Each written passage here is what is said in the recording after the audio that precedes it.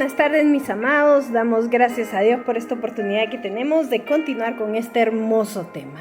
Realmente yo me siento agradecida con nuestro Dios y bendecida también, porque al presentar estos estudios bíblicos, como les he dicho siempre, la primera que es tocada en el corazón soy yo. Entonces me siento realmente muy agradecida con el Señor precisamente por esta oportunidad. Vamos entonces a poner todo en las manos del Señor para que sea Él el que nos ayude. Seguimos con esta parte de antecedentes del libro de Éxodo, el segundo libro del Antiguo Testamento, precisamente porque de alguna manera es importante que nosotros podamos tener en cuenta precisamente esta historia. Y lo que he querido hacer es traer un poquito a la reflexión todo este estudio y que de alguna manera usted pueda obviamente tener un contexto un poco más general. Nos habíamos quedado precisamente en este pequeño resumen de los capítulos del 1 al capítulo 7. ¿Verdad? Y solamente para poder enmarcarnos precisamente en que Dios tome control de eso, le voy a pedir que por favor me acompañe en esta preciosa oración.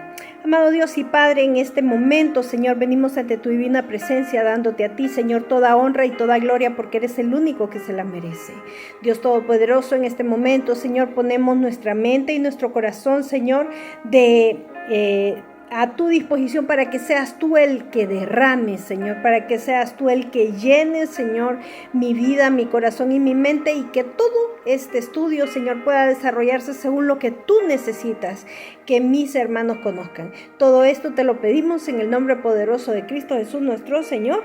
Amén y amén. Así que vamos a dar inicio, no sin antes unas observaciones que quiero dejarles precisamente de la primera parte que logramos hacer. Y es, número 1, Dios le da la oportunidad a una madre de criar a su hijo.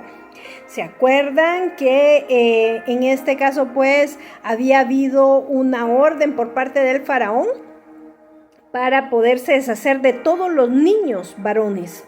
Sin embargo, la mamá de Moisés lo tuvo que esconder por tres meses mientras el niño crecía, y luego lo colocó en aquella cestita de junco, y su hermanita pues lo llevó cerca del río donde estaba precisamente bañándose la hija del faraón, y fue ella la que lo vio, lo recogió. Ella lo presentó al faraón. El faraón decidió darle alojamiento en su palacio, y ella buscó a una nodriza, y fue precisamente la mamá de Moisés quien lo amamantó y quien lo cuidó. Imagínense, las cosas que hace nuestro Dios son realmente maravillosas. Lo pone en el palacio del faraón, que era el que lo andaba persiguiendo. Mire qué cosas. Y número 3, Moisés, cuando está defendiendo a ese esclavo hebreo, no desconoce, ¿verdad? Esa sangre, ese llamado hebreo, y empieza y defiende a este esclavo, y obviamente le da muerte, ¿verdad? A este hombre que era uno de los oficiales precisamente de ese palacio egipcio. Cosas, hermano, que solamente Dios hace. Así es nuestro Dios de creativo, así es nuestro Dios de maravilloso, que Él siempre nos va a permitir salir de cualquier situación. Entonces vamos a llegar precisamente a lo que es el capítulo 7, donde se da precisamente esta historia que habíamos dejado en el video anterior, donde había ya una instrucción por parte del Señor con relación a las varas, ¿verdad? Entonces ahí donde de alguna manera Moisés y Aarón, ¿verdad? Se presentan ante el faraón, y que pone precisamente esta vara ante el faraón, y se convierte en culebra, y asimismo le dice que pueda él sacar su mano de su túnica, y que salía con lepra, y así es como de alguna manera Moisés en compañía de Aarón quieren que el faraón entienda que había un mandato por parte de nuestro Dios Padre y que era que libertara a su pueblo. ¿Qué sucede? Hay un llamado fuerte por parte del Señor para poder libertar ese pueblo. Pero ¿qué es lo que sucede con este hombre? Este faraón endurece por completo su corazón y no quiere escuchar. No quiere escuchar absolutamente nada de lo que diga Moisés. Entonces, Moisés le habla que si el pueblo no era liberado, iban a haber consecuencias. En el capítulo 7, precisamente del versículo 14 al 25, habla sobre la plaga de la sangre, una sangre que es esparcida dentro de todas las aguas que había en el reino de Egipto, y ellos estaban sin poder tomar agua. Él sigue endureciendo su corazón y viene como segunda plaga, según lo que dice el capítulo 8, precisamente esta plaga de las ranas. Era una invasión sobrenatural de ranas en todo el reino. El Señor sigue sin dar una vista positiva para que el pueblo saliera. Entonces, en el mismo capítulo 8, pero en el verso del 16 al 19, hay una plaga de piojos. ¿Se puede imaginar? Dios mío.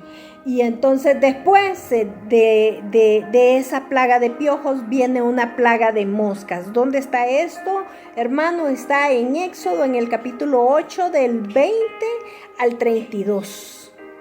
Y sigue ese rey con ese endurecimiento de corazón. ¿Qué sucede? En el capítulo 9, del versículo 1 al 7, habla sobre la plaga que mató todo el ganado del reino.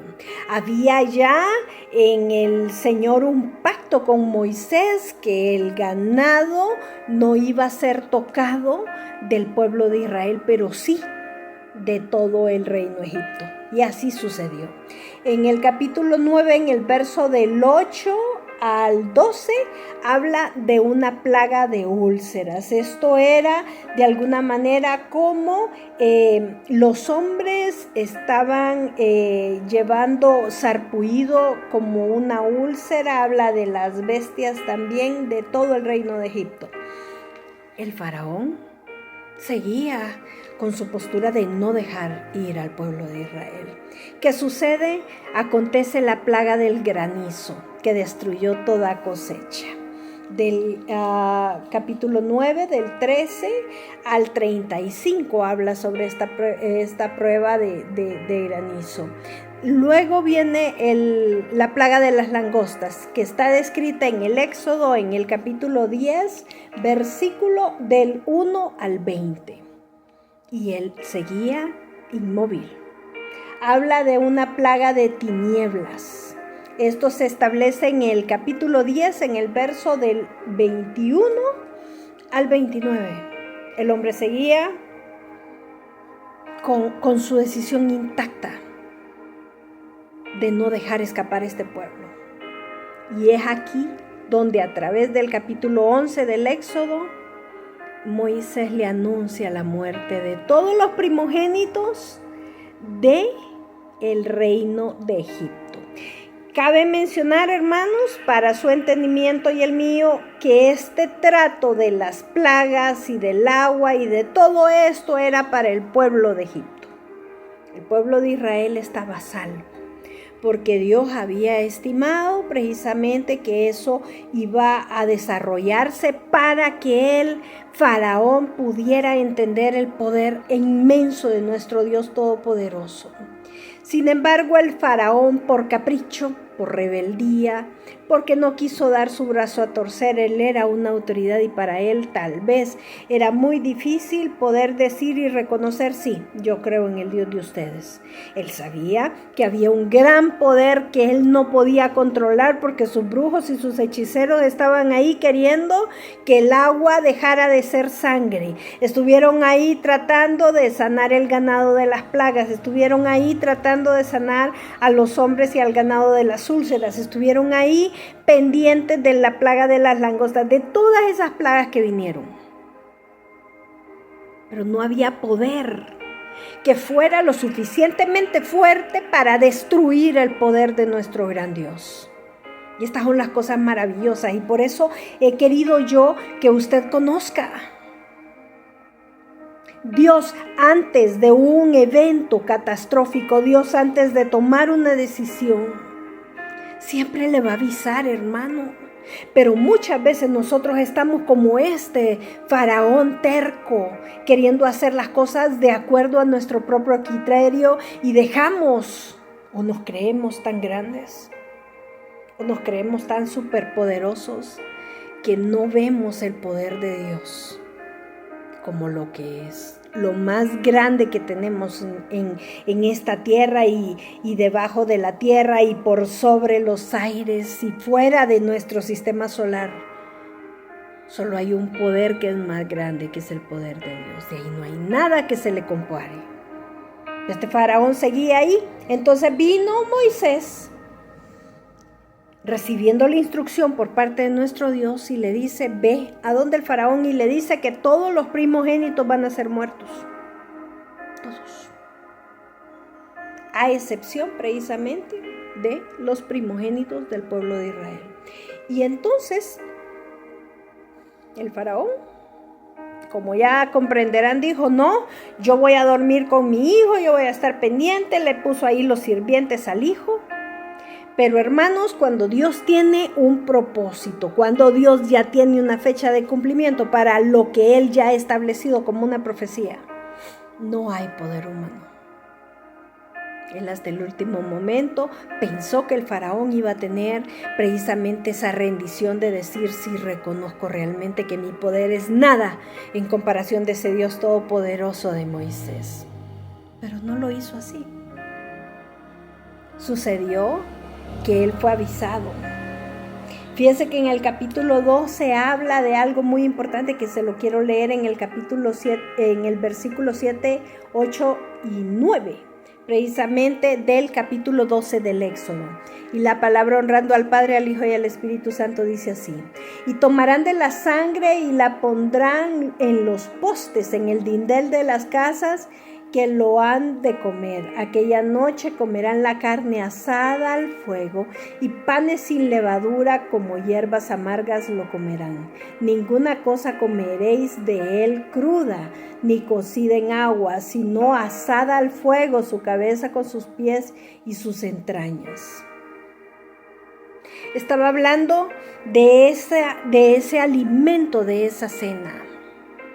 Hasta eso Él hace, da instrucciones precisas. ¿Y qué sucede? Ellos pusieron esa sangre en el dintel para que ese ángel de la muerte, que Dios lo reprenda, no llegara al pueblo de Israel. Esa instrucción de poner esa sangre de los corderos en los dinteles de la puerta, a ese ángel de muerte, que Dios lo reprenda, le decía que ese era un lugar que él no podía tocar. Es la sangre del cordero. Es esa sangre como un acto profético que Jesucristo hizo en aquella cruz para que usted y yo fuéramos libres, para que usted y yo no tuviéramos dificultades, para que usted y yo fuéramos adoptados como hijos, que la maldad pase enfrente pero no nos toque. De eso estamos hablando. ¿Y qué sucede? Sencillamente se desarrolla esta parte de la historia y no hubo ninguna reacción por parte del faraón. Él creyó que era algo, que era un dicho. Nunca se imaginó que Dios lo iba a ejecutar. En el capítulo 29, en el capítulo 12, en el verso del 29 al 32, nos habla de qué fue lo que sucedió. ¿Qué le parece si me acompaña? Dice el versículo, el capítulo 12, en el versículo 30 al 32. Y se levantó aquella noche el faraón, en él todos sus siervos y todos los egipcios, y hubo un gran clamor en Egipto.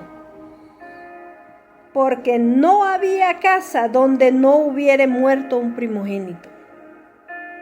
E hizo llamar a Moisés y a Aarón de noche y les dijo: salid de en medio de mi pueblo, y vosotros y los hijos de Israel, id y servid a Jehová como habéis dicho. Tomad también vuestras ovejas y vuestras vacas como habéis dicho, e idos y bendecidme a mí también. Aquí estamos viendo a un hombre que tuvo que haber sido tocado por la muerte de su primogénito para que pudiera ejecutar una reacción positiva de una orden que ya había establecido el Señor. ¿Qué le quiero decir con esto?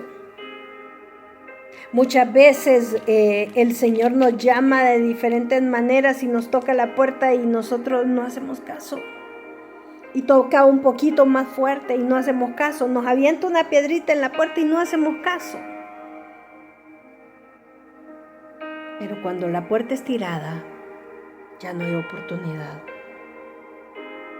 Aquí tuvo que morir un primogénito para que él entendiera que tenía que libertar a un pueblo que tenía oprimido por miles de tiempos, por mucho tiempo, muchos años. Un pueblo que fue sometido a crueldad. Un pueblo que fue burla de un gobierno que no lo vio como un pueblo elegido. Y es así como en el Éxodo, en el capítulo 12, en el versículo del 37 al 51, habla precisamente de ese momento en el que los israelitas salen de Egipto. Y es precisamente en este capítulo 13 que hay una consagración de los primogénitos. Y es ahí donde el Señor vuelve a dar una instrucción para que de alguna manera este pueblo pudiera ser rescatado. Amados, es tan fácil estar dentro del favor de Dios. Es lo más maravilloso que a una persona le puede pasar. Pero tenemos que tener voluntad y convicción. Tenemos que tratar de aprender que Dios tiene cosas maravillosas con usted y conmigo para que de alguna manera esto se desarrolle. El pueblo es libertado porque había una promesa de que Dios iba a estar con ellos. No importa la opresión que podamos tener en algún momento, nosotros tenemos que entender que Dios tiene un propósito. Y fíjese lo que dice el capítulo 13 en el verso del 17 al 22. Dios permite que una columna de fuego alumbre ese desierto. Dios siempre te va a dar los momentos para que tú puedas tener una dirección. Y entonces hay también una nube que los protegía. Hay una nube que los protegía precisamente del calor. Dios va a provisionar todo el camino que tú tengas que seguir si es un mandato de Él y tú lo sigues a Él. Él te va a respaldar. Los israelitas cruzaron el Mar Rojo. Y usted sabe qué fue lo que pasó. Vino Moisés, extendió su vara y el mar se abrió. Y ellos pasaron. Y el faraón seguía con la terquedad de seguir buscando la manera de seguir molestando y oprimiendo a este pueblo, pero Dios le dijo: no más. Y cuando el último de los israelitas había pasado precisamente por ese campo que había el Señor abierto para que ellos pasaran, ¿qué cree que pasó? Se viene el faraón, envía a todos los soldados en esos carros. Parecía una guerra, me imagino yo eso. Queriendo hacer el último acto de deshumanidad cuando ya los había dejado ir Por eso es que usted tiene que tener mucho cuidado con las decisiones que toma, porque tiene que forzosamente dejarse guiar por el Señor, porque si no va a tomar decisiones en su propio criterio, bajo su propia óptica, bajo su propio entendimiento, y su entendimiento y el mío son pequeños en comparación de la gran magnificencia de nuestro Dios. Entonces Él le dice, vayan y tráiganlos de regreso. La misericordia del Señor se termina en esa apertura de ese mar rojo, cuando el último de los israelitas pasa. Y cuando Dios sabe que todos los miembros de su pueblo están a salvo, el mar vuelve a su cauce. Y es así como Él vuelve a perder otra batalla, porque no estaba con Dios. Y antes de hacer eso, le está pidiendo a Moisés que lo bendiga. Hermanos, mucho cuidado con jugar con Dios. Si usted le ha prometido algo, o si el Señor ha sido misericordioso con usted en algo, y usted está haciendo cosas que no son parte de ese trato que usted hizo con Dios, tenga mucho cuidado. La misericordia de Dios se pierde. Aquí usted lo ve. Y entonces, ¿qué sucede? Todos los soldados y los carros y todo se perdió. Los hombres se ahogaron y los caballos también. Entonces habla el capítulo 15 de esa celebración, de ese cántico de victoria que se da precisamente en el capítulo 15. Es una manera desde el versículo 1 hasta el versículo 21 en donde el pueblo de Israel le da honra y gloria a Dios. Entonces, yo quiero que usted entienda, hermano, que Dios siempre va a tener una provisión cuando usted ha sido escogido para un trabajo especial. Pero manténgase firme. Manténgase tan firme que Dios le permita a usted conocer la grandeza de su reino. Y quédese fiel a Él. Fiel a sus preceptos, fiel a sus principios, fiel a la integridad que Dios le manda a que usted tenga. Yo quiero que le demos gracias a Dios por este hermoso tiempo. Vamos a seguir, ¿verdad? Hasta llegar precisamente a esta parte que nos interesa, que es la parte donde hablamos del tabernáculo, siempre aquí en el libro del Éxodo. ¿Qué le parece este estudio? ¿Verdad que es lindo? ¿Verdad que le han dado ganas de leer al saber todo lo que el pueblo tuvo que atravesar? ¿Verdad que le dan ganas de leer la gran gloria de nuestro Dios, de conocerla? Y ese es el objetivo, que podamos juntos aprender de estas maravillas que solamente Dios hace. ¿Qué le parece si nos ponemos en actitud de oración y obviamente le pedimos a nuestro Dios poderoso que sea Él el que nos guíe? Amado Dios, te damos gracias, Padre, porque tú eres grande y maravilloso, Padre. Cuán hermosa es tu palabra. Cuán hermoso es saber, Señor, que tú eres grande y tú eres fiel y tú eres bueno y tú eres, Señor, un Dios todopoderoso. Padre, gracias, Padre, por este tiempo. Señor, te pido, Padre, porque cada uno de mis hermanos, Señor, sienta en su corazón ese deseo, Señor, de leer la palabra. Que puedan, Padre, conocer a través de este precioso estudio, Señor, cuán grande y maravilloso eres tú. Te damos gracias, Padre, porque nos estás permitiendo, Señor, conocer aspectos maravillosos de lo que tú eres alrededor de nuestra vida. Y queremos, Dios, que seas tú, Señor, llevándonos, Señor, a un tiempo de aprendizaje y de crecimiento en ti. Todo esto te lo pedimos en el nombre poderoso de Cristo Jesús nuestro Señor. Amén y amén. Así que espero que sea de mucha bendición. No se olvide ver el video del principio al final, para que pueda entender todo lo que estamos desarrollando. Y no se olvide de darle like, de compartir y de suscribirse. La suscripción es completamente gratis y nuestro único deseo es que podamos entre todos compartir la palabra, esa palabra que es viva y eficaz, esa palabra que da vida, esa palabra que nos motiva, esa palabra que nos guía, esa palabra que nos levanta y esa palabra que nos establece con una directriz para poder llegar a los brazos de nuestro Padre, de nuestro buen Dios Todopoderoso y Eterno. Bendiciones.